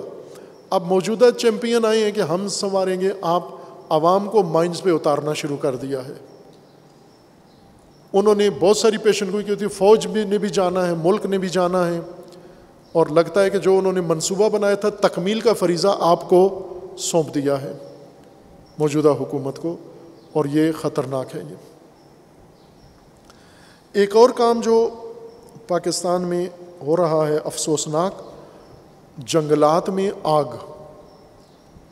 خیبر پختونخوا صوبہ سرحد کے تمام جنگلات میں آگ لگی ہوئی ہے۔ مغربی جنگلات ہیں، ہزارہ کے جنگلات ہیں، مختلف، مجھے اب ان جنگلات کے نام یاد نہیں، جب اسکول پڑھتے تھے تو ذرا اسی صوبے کا وہ نصاب پڑھا ہم نے، ان سارے جنگلات کے پہاڑوں کے نام رٹائے گئے تھے ہمیں پرائمری اسکول میں۔ وہ اس رٹے کی دھن بھی ابھی میرے ذہن میں ہے، وہ کس طرح سے استاد ہمارے، اللہ تعالیٰ انہیں رحمت کرے، وہ پرائمری اسکول کے استاد ڈنڈا لے کے ہمیں لائنوں میں بٹھا کے تو یہ رٹاتے تھے، پہاڑوں کے نام، جنگلات کے نام، دریاؤں کے نام اسکول میں۔ اب بھول گئے ہیں، وہ حافظہ کمزور ہو گیا۔ متعدد جنگلات ہیں اور بڑے قیمتی جنگلات ہیں، بہت قیمتی جنگلات ہیں، کچھ صنعتی لکڑی کے ہیں، کچھ پھلدار درختوں کے ہیں، کچھ باقی کارآمد لکڑی کے ہیں، اور حسن، اس خطے کا حسن ہی جنگلات سے ہے۔ اسلام آباد کے جنگلات بھی اسی خطے سے متصل ہیں، ہزارہ کا عقبی حصہ اسلام آباد ہے۔ یہاں سے یہ آگ شروع ہوئی، کسی جگہ عورت نے ٹک ٹاک کرنے لگائی، کسی جگہ فلاں، یہ کہانیاں ہیں ساری۔ ابھی کسی صحافی نے یہ اشارہ دیا ہے، اب ڈرتے ہیں تحقیق پوری نہیں کرتے، کہ آپ دیکھیں بلوچستان کے جنگلات اور وہی بلوچستان کے شیرانی کے جنگلات متصل ہیں سرحد سے، اور کرتے کرتے سیدھے پارا چنار تک یہ جنگلات سارے کھنچے ہوئے ہیں۔ ان سب میں جہاں بڑا جنگل ہے، گھنا جنگل ہے، آگ لگا دی گئی ہے۔ اس جنگلات کی آگ کو ایک صحافی نے احتمال دیا یا اشارہ دیا ہے کہ یہ در حقیقت جادو کا ایک حصہ ہے، یہ جادوگری کا حصہ ہے کہ جنگلات میں آگ لگانے سے جادو اثر کرتا ہے۔ جو جادو پھرتا نہیں تھا وہ کئی جگہ آگ لگے گی جنگلات میں، اور اس آگ میں کچھ جلے گا، خاص چیزیں، کہیں تعویذ جلیں گے، کہیں ذائچے جلیں گے، وسیع پیمانے پر، پھر جا کر وہ جادو اثر کرے گا۔ یہ وہ اس کے اوپر کیا سلامتی کے ادارے حساس نہیں ہونے چاہیے؟ آپ کو ہارٹ کے اطراف میں دیکھو جنگلوں میں آگ لگی ہوئی ہے، جہاں جہاں جنگل ہے، چھوٹا سا بھی جنگل ہے اس میں آگ لگا دی گئی ہے۔ یہ اتفاق تو نہیں ہے، اتفاقاً ہوتی ہے، آگ لگتی ہے، لیکن اب تو انہوں نے وہ عورت بھی پکڑ لی ٹک ٹاکر، اور اس کو یہ کہا کہ سیلفی بنانے کے لیے آگ لگائی تھی۔ ذرا اور دیکھیں اس سیلفی میکر خاتون کا، اس بی بی کا تعلق کسی اور بی بی سے نہ ہو، یہ کہیں بیویوں کا گروہ تو نہیں ہے جو سارا آگ لگانے میں لگا ہوا ہے۔ اس کے اوپر باقاعدہ اداروں کو حساسیت دکھانی چاہیے۔ پاکستان حکومت نے، موجودہ حکومت نے پاکستان طالبان کے ساتھ، طالبان دو حصوں میں گنے جاتے ہیں ایک ہی ہیں، لیکن سیاسی سفارتکاری والی زبان میں ان کو دو کہا جاتا ہے، پاکستان تحریک طالبان اور افغانستان تحریک طالبان، امارت اسلامی والے اور دولت اسلامی والے ہیں ایک ہی ہیں۔ پاکستان تحریک طالبان کے ساتھ حکومت نے مذاکرات شروع کر دیے ہیں جو مختلف سطح پر ہیں. پہلے سلامتی کے ادارے کرتے رہے ایجنسیاں، پھر ان سے بڑھ کر آگے سیاسی، اور پھر جرگہ ایک بڑا علاقے کا وزیرستان اور خیبر پختونخوا کے مختلف قبائل، عمائدین اور سرکاری و غیر سرکاری افراد کا ایک بڑا جرگہ بنایا گیا ہے جو کابل گیا ہے، اور کابل میں جا کر انہوں نے ان کے ساتھ مذاکرات کیے ہیں. ان کے درمیان کابل میں گزشتہ ہفتے بڑا جرگہ گیا ہے، مذاکرات کیے ہیں. عمومی تاثر یہ ہے کہ جرگہ ناکام ہوا ہے، لیکن ایک پیش رفت یہ ہے کہ پاکستان حکومت اور تحریک طالبان پاکستان نے جنگ بندی کا اعلان کیا ہے. خوب یہ بھی ایک اہم مطلب ہے کہ انہوں نے یہ مطالبہ کیا ہے کہ پاکستان نے جو فاٹا ایجنسیز تھیں، غیر علاقہ غیر عام زبان میں جس کو علاقہ غیر کہا جاتا ہے، اور اب حکومت نے اس کا علاقہ غیر ختم کر کے علاقہ پاکستان اس کو بنا دیا ہے، اضلاع بنا دیے ہیں، سیٹل ایریے میں اس کو شامل کر لیا ہے. تحریک طالبان کا یہ کہنا ہے کہ یہ دوبارہ فاٹا ہی کہلایا جائے، علاقہ غیر اس کو قرار دیں. انہوں نے یہ مطالبہ کیا ہے. پاکستان حکومت نے ان سے کچھ مطالبات رکھے ہیں اور عام معافی کا اعلان کیا ہے. پہلے بھی انہوں نے اعلان کیا ہوا تھا، پچھلی حکومت نے بھی، یہ حکومت بھی کر رہی ہے کہ اگر تحریک طالبان پاکستان ہتھیار ڈال دیں تو عام معافیوں نے سزا نہیں ملے گی. خوب یہ وہ ظلم ہے شہداء کے اوپر اور پاکستان کی قوم کے اوپر اور ملک کے اوپر، جس کی سزا طالبان سے زیادہ معاف کرنے والوں کو ملے گی. یہ اتنے بڑے مجرم ہیں جنہوں نے انسانیت کا قتل کیا ہے، اندھا دھن ملک بدنام کیا ہے، تباہی مچائی ہے، فساد کیا ہے. فساد فی الارض، مفسد فی الارض کی معافی کس کو اختیار دیا گیا ہے کہ مفسد فی الارض کو آپ معاف بھی کر سکتے ہیں؟ اور جیسا عرض کیا کہ دونوں گروہ چونکہ یہ افغان طالبان کی گود میں بیٹھے ہوئے ہیں، پاکستانی طالبان پاکستان میں نہیں ہیں، افغانستان میں ہیں. افغانستان میں افغانی طالبان کا کنٹرول ہے، اور انہوں نے انہیں معزز طریقے سے احترام کے ساتھ تمام سہولتوں کے ساتھ ان کو مہمان رکھا ہوا ہے، ان کو وسائل دیتے ہیں، ان کو موقع دیتے ہیں. پاکستان میں ہر روز افغانستان سے حملے ہوتے ہیں، ہمارے فوجی شہید ہو رہے ہیں. کبھی ایک آدھ تو ہر روز ہو رہا ہے، کبھی کبھی یہ ایسی کارروائی کرتے ہیں جس میں متعدد فوجی شہید ہو جاتے ہیں ہمارے، یا سرحدی فورسز شہید ہو جاتے ہیں. اب یہ کام وہاں ہو رہا ہے. اور اب نیا جو افغان طالبان نے فیصلہ کیا ہے وہ پاکستان کے لیے بہت دلچسپ ہے. اس کو کہتے ہیں لینے کے دینے پڑ جانا. یعنی آپ کسی کے پاس گئے تھے لینے کے لیے کہ میرا آپ کے اوپر قرض بنتا ہے، آپ نے مجھ سے پیسے لیے، یا دکاندار ہے، گاہک ہے، میرے آپ کے اوپر پیسے بنتے ہیں، آپ مجھے دیں.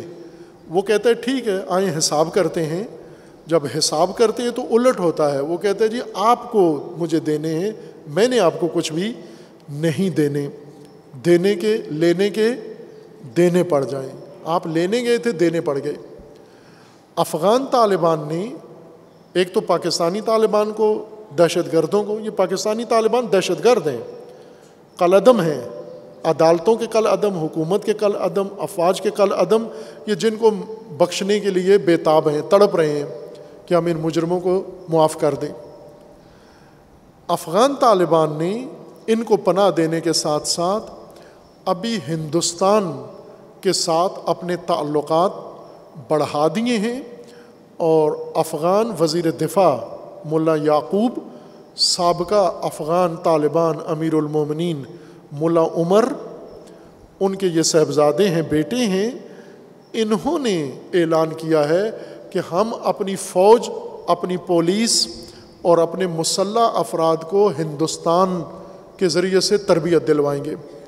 یعنی افغانی طالبان فوج کو انڈیا جا کر افغانستان میں تربیت دے گا، ٹریننگ دے گا، اور یہ انڈیا میں جا کر ہندوستانی فوج سے ٹریننگ لیں گے۔ ہندوستانی فوجی ٹریننگ میں ایک مہارت رکھتی ہے اور وہ یہ ہے کہ پاکستان کے خلاف لڑنا ہے۔ انڈین ٹرینر کو ایک تربیت آتی ہے۔ انہوں نے کوشش کی چائنا کے خلاف بھی اپنے فوجیوں کو جنگی تربیت دیں، لیکن چائنا نے ایسی ان کی کٹائی لگائی ہے کہ اب یہ ٹریننگ ہی انہوں نے ختم کر دی کہ چائنا سے لڑنے کا چھوڑ دو، اب پاکستان سے لڑنا ہے۔ اور انہوں نے انڈین فوجی تربیت کیے ہیں جن کی جرت نہیں ہے پاکستان سے لڑ سکیں۔ کچھ ہندوستان کے علماء نے، شیعہ علماء نے مودی کو خط لکھا کہ ہم لڑنے جانا چاہتے ہیں پاکستان کے ساتھ۔ اب تم پاکستان میں مجلسیں تو پڑھ کے گئے ہو، پاکستان میں لڑنے نہیں آئے ہو تم۔ آپ پاکستان سے فیسیں لے کے گئے ہو، تمہیں اس لیے چسکا پڑا ہوا ہے کہ ہم لڑنے جائیں گے تو ایسا ہی ہوگا جیسے مجلسوں میں نعرے لگتے تھے اور استقبال ہوتا تھا۔ جب پاکستان کے خلاف لڑنے آؤ گے تو تمہیں لگ پتہ جائے گا۔ پھر ایک وہ خیر انہوں پتہ نہیں ٹریننگ دی ہے یا نہیں دی، مجھے نہیں علم ہے کہ مولویوں کو بھی مودی نے ٹریننگ دلوائی ہے پاکستان کے خلاف یا نہ، لیکن افغانی فورسز کو یقیناً پاکستان کے خلاف ہی ٹریننگ دلوائی جائے گی، چونکہ میں پہلے بھی عرض کر چکا ہوں کہ افغانیوں میں بشمول طالبان پاکستان سے شدید نفرت پائی جاتی ہے، بہت سخت نفرت پائی جاتی ہے۔ شاید اتنی نفرت ہندوستان میں نہ ہو جتنی طالبان کے اندر یا افغانیوں کے اندر پاکستان کی نسبت پائی جاتی ہے۔ پاکستان کو بلیک میل کرتے ہیں، پاکستانی طالبان کو اپنی گود میں بٹھا کر پاکستان کو بلیک میل کرتے ہیں، انڈیا کو بلا کر ان سے فوجی ٹریننگ کے معاہدے کر کے پاکستان کو بلیک میل کرتے ہیں، دباؤ ڈالتے ہیں تاکہ پاکستان ہمیں اور سہولتیں دے، ہمارا سہولت کار بنے۔ خوب ایسے میں اب آپ توجہ کریں کہ ہندوستان ایک طرف سے یہ کام ہو رہا ہے، یہ پچھلے ہفتے کی ہی بات ہے، اور پچھلا ہفتہ ہندوستان میں بہت ہی منحوس گزرا ہے پچھلے کئی سالوں کی طرح، اور وہ ہے ہندوستان کے اندر ایسے ملعون انسان موجود ہیں، اسلام دشمن، مسلمان دشمن، جنہوں نے رسول اللہ صلی اللہ علیہ وآلہ وسلم کی توہین کی ہے، اور وہ سرکاری رسمی لوگ ہیں، عام عوام میں سے نہیں یا مذہبی طبقہ نہیں ہے، بلکہ موجودہ حکمران جماعت بی جے پی کے ترجمان ہیں، ایک عورت اور ایک مرد۔ ان ملائین نے، ملعونوں نے رسول اللہ کی بارگاہ میں توہین کی ہے، اور اب توجہ کریں کہ ایک طرف وہ توہین ہوئی ہے اور ایک بے مثال حد تک توہین کی، ایسی پہلے نہیں ہوئی تھی جیسی توہین شدت کے ساتھ انہوں نے اور جس سطح پر کی ہے۔ پہلے غیر حکومتی لوگ یہ کام کرتے تھے، لیکن اب باقاعدہ حکومتی افراد یہ کام کر رہے ہیں، اور اسی وقت جب وہ رسول اللہ کی توہین کر رہے ہیں اور افغانستان میں طالبان امارت اسلامی بنا کر بیٹھے ہوئے ہیں، اور اس توہین کے بعد طالبان ٹریننگ کے لیے اپنے بندے ہندوستان بھیج رہے ہیں۔ دوسری طرف سے ایرانی وزیر خارجہ شاید ابھی واپس چلے گئے ہوں، گزشتہ 2 دن سے ہندوستان کے دورے پر تھے۔ ایسے موقع کے اوپر کہ جہاں اسلامی حکومت قائم ہے اور ایک ملک جہاں پر اسلام کے خلاف، مسلمانوں کے خلاف اتنی توہین آمیز ہو رہی ہے، ہر چند ایران نے مذمت کی ہے۔ خوب ظاہر ہے کہ ملکوں کے آپس میں تعلقات ہیں، اور تعلقات کی بنیاد بھی مفادات کے اوپر ہے، اور یہی ہونا ہے، اس پہ کسی پہ پابندی بھی نہیں لگا سکتے۔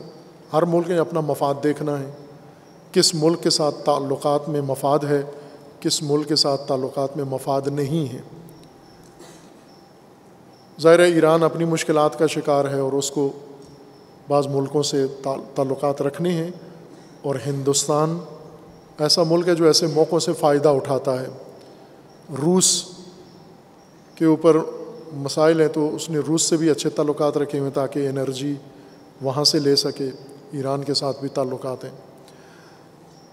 لیکن ایران مشکلات کے ہوتے ہوئے اس کی جو تشخص ہے وہ اسلامی ہے اور اسلامی اقدار کا دفاع ہے، اور ابھی تک اس نے ثابت کیا ہے کہ پیش قدم رہا ہے۔ بعض اوقات جیسے ہماری وزارت خارجہ، اسے اندازہ کرنا چاہیے کس موقع پہ جانا چاہیے کسی ملک کے دورے پر، اسی طرح وہاں کی وزارت خارجہ کو یہ سمجھنا چاہیے کہ کس موقع پہ ہم اپنا وزیر خارجہ کس ملک میں بھیجیں۔ ہندوستان کی موجودہ حکومت مسلم کش ہے، اور مسلم کشی وہ چھپاتی نہیں ہے، اسلام کی دشمن ہے۔ اس وقت جتنی شدت اسلام کے خلاف ہندوستان کے اندر ہے، موجودہ حکومت کے اندر ہے، اتنی پوری دنیا میں کسی میں بھی شدت نہیں ہے۔ اور اسی طرح مقدسات اسلام کی بے حرمتی، مساجد کی ویرانی، اذانوں پہ پابندی، جمعہ اور جماعت پہ پابندی، اور قتل عام، بلوے، عورتوں کی بے حرمتی، مسلمان عورتوں کے فروخت کے لیے اشتہار دینا، یہ سارے کام ہندوستان میں سرکاری سطح پر ہو رہے ہیں۔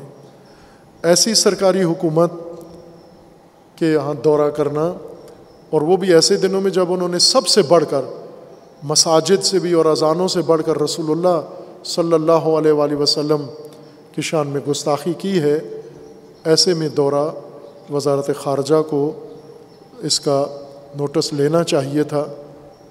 کسی مناسب وقت پہ کر لیتے تو مناسب تھا، لیکن یہاں نہیں مناسب بنتا۔ جیسا کہ اسی طرح کے اور بھی تعلقات بعض دیگر ممالک کے بھی ہندوستان کے ساتھ موجود ہیں۔ یہ جو توہین ہوئی ہے، گستاخی، اس کے اوپر چند ملکوں کے اندر عوام نے زیادہ تر سوشل میڈیا کے اوپر اس پر مذمت کی ہے، اس گستاخی کی مذمت کی ہے سوشل میڈیا کے اوپر، اور باقی گراؤنڈ پہ کچھ بھی نہیں ہوا پاکستان سمیت۔ ممکن ہے چونکہ پاکستان کے تو حالات ہی ایسے بنے ہوئے ہیں کہ عوام کو اس وقت مہلت ہی نہیں دی جا رہی سدھرنے کی کہ یہ کسی طرف فکر کر سکیں، جو کچھ ان کے اوپر بلائیں نازل ہو رہی ہیں، عذاب۔ باقی دنیا میں بھی ایسا ہی ہوا۔ اگر برفرض عوامی رد عمل آتا بھی ہے تو اس سے ہندوستانی حکومت باز نہیں آتی۔ اس وقت بہت ضروری ہے ہندوستانی حکومت کو اس اسلام دشمنی اور مسلم کشی سے روکنا، لگام دینا، یہ بہت ضروری ہے۔ اور اس لگام دینے کے لیے مظاہرے کافی نہیں ہیں، دھرنے کافی نہیں ہیں، مذمتی بیان اور سوشل میڈیا کافی نہیں ہے، بلکہ اس کے لیے چونکہ مفادات کی دنیا ہے اور ہندوستان مفاد پرست ملک ہے، اور اس مسلمانوں کی توہین کر کے، اسلام کی توہین کر کے، مسلمانوں کو عذاب میں ڈال کر اپنے تمام مفادات مسلمان ملکوں سے حاصل کر رہا ہے، اس کے مفادات بند کر دیے جائیں مسلمان ملکوں میں، حکومتیں کریں۔ ایک کام جو میں نے خبروں میں پڑھا، صرف ایک ملک میں، عمان میں،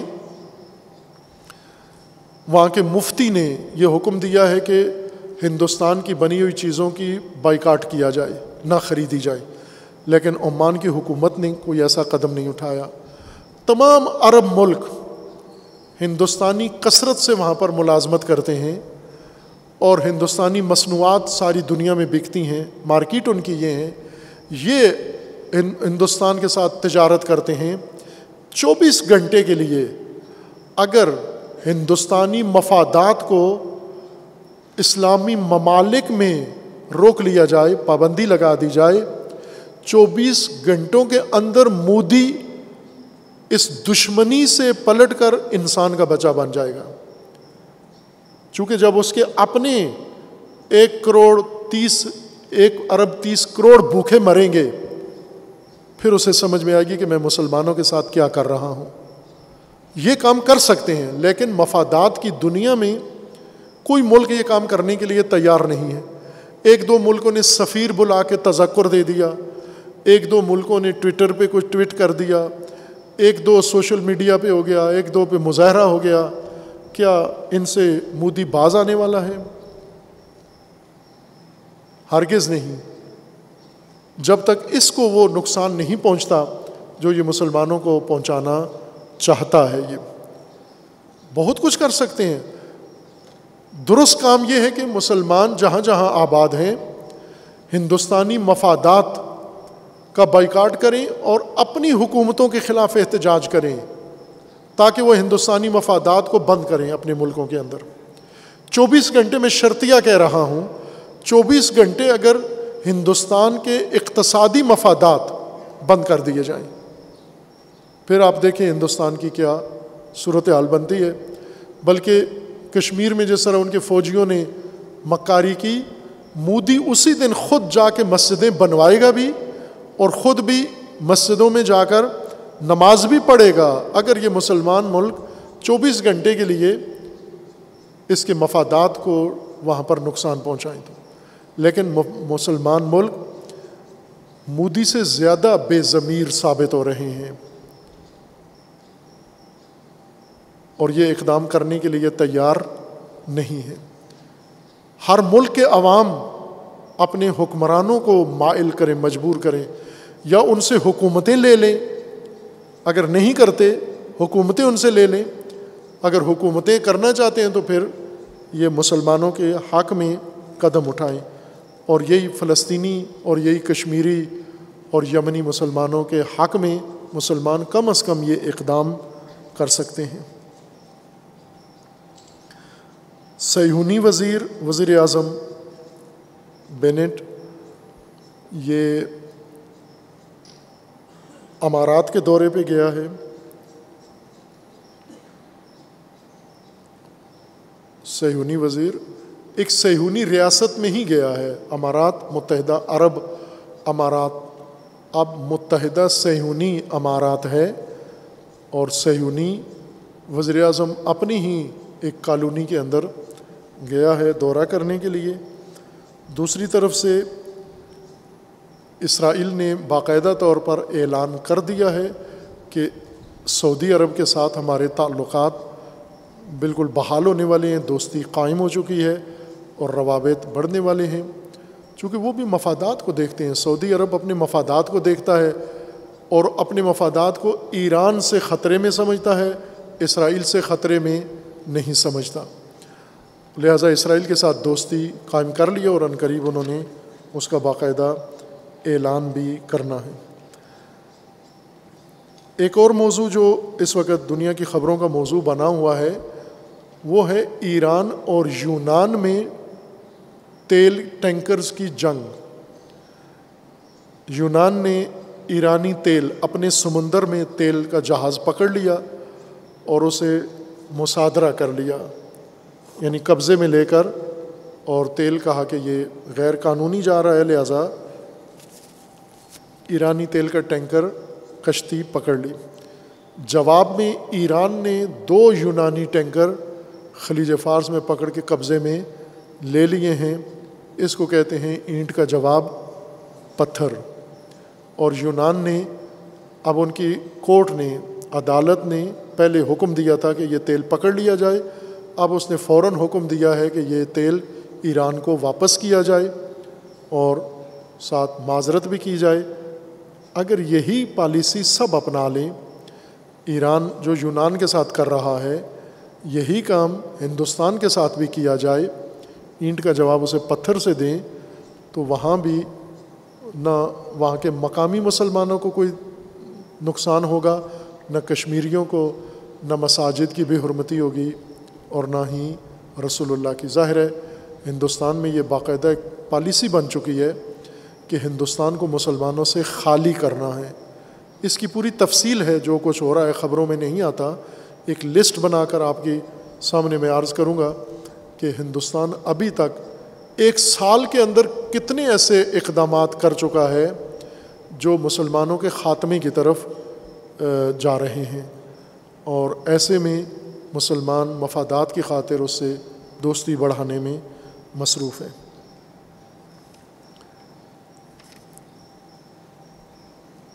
چند موضوعات اور بھی ہیں کہ انہیں بعد میں کسی اور فرصت میں بیان کریں گے۔ وصلی اللہ علی محمد و آلہ الطیبین۔